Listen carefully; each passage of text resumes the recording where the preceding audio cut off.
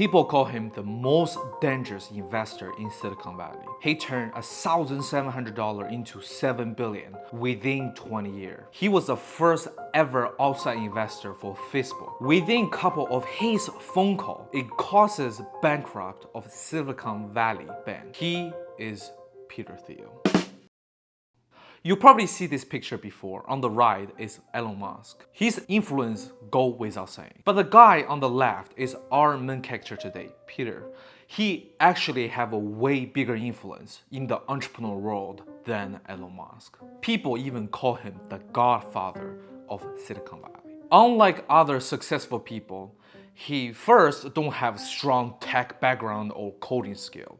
Second, he don't have the wise eye how to manage wealth. All his advantage is from philosophy that he learned from undergrad of philosophy majors. To be more specific, the philosophy of human desire. The reason why people call him the godfather of Silicon Valley because his philosophy influenced half of entrepreneur field. You 100% heard about those companies. Airbnb, Spotify, YouTube, OpenAI, Uber, LinkedIn, Pinterest, Tesla, Lyft. All of the founder of those big companies, in fact, was a worker for Peter Thiel back then when he still had the company PayPal. Majority of those company owners report they get influenced by philosophy of Peter Thiel heavily. And people even call them PayPal Mafia.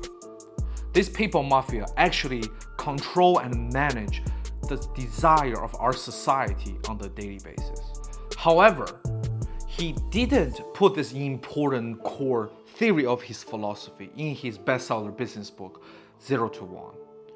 And when people interview him, ask him why, because he just simply believed that this theory will cause big panic. That core theory is mimetic desire theory. If one day one of your friends told you, oh, I really want to go run a marathon, or I want to invest in Dogecoin, or I want to become an engineer, because I wake up and realize that's something I want to do. That is probably a lie.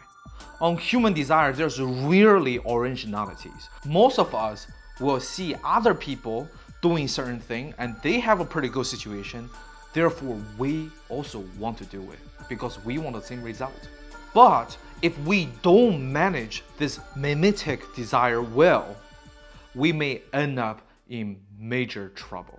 Desire is a fundamental of a human and their behaviors, even it decide where the world turning. And today, I'm going to introduce this theory to you so you can have a more consciousness of your own desire and others. In the interview, Peter said he was a deep victim of mimetic desire too. He trying hard to get into really great school, doing good on great internship, but he have two confusions.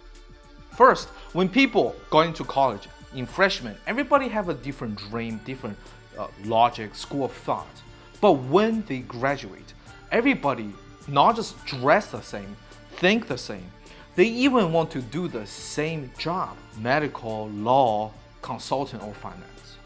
The second confusion he has is he sees so many people doing everything perfect in school and they head into a good career.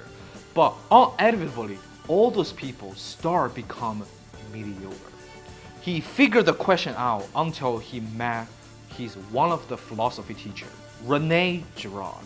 In his own word, when he hears the mimetic desire theory was be described by this great professor, he feels his adrenaline is rushing to his head. And that theory actually influenced his every decision in his future. Why mimetic desire is so important? Because it causes lots of problems. There's three major problems it causes in people's life. First, your behavior will be unsustained. We all been there. We try to eat healthy, we try to go to exercise, have a better lifestyle. But somehow it just don't last. It's unsustained. Even for one of the greatest entrepreneurs, he experienced the same problems. The reason we want to do those behavior is because we are learned that desire from others. During the weekend, I want to become a reliable man like my dad. During the work, I want to become a great worker like my boss. During the school, I want to become a great philosopher like my professor. This unstable desire, constantly switching models, make human constantly lose motivation for a certain thing because our desire is learned. The second backfire is this mimetic desire is almost hard to quit. Just like why so many people keep watching these productivity or lifestyle YouTubers. Even then, it don't really change much in their own life when they utilize their theories or the way of living. The main reason why is when they watch their video, they have this emotional satisfaction. It feels like I almost become you when I watch your vlog, my morning routine, or what's in my bag. It makes me feel good temporarily that I become you.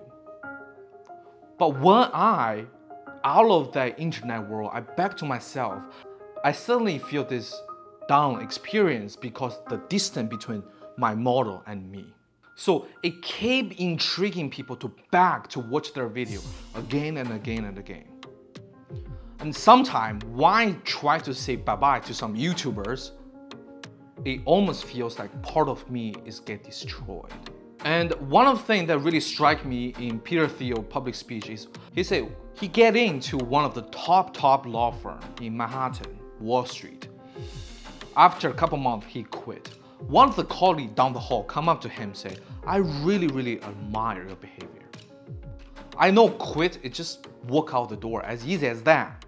But mentally it's almost impossible. But it was psychologically hard for people to do this because their identity was so wrapped up in the competitions they had won, the people they had beaten along the way, that they could not even imagine doing anything different. Third backfire is it will cause violence between people.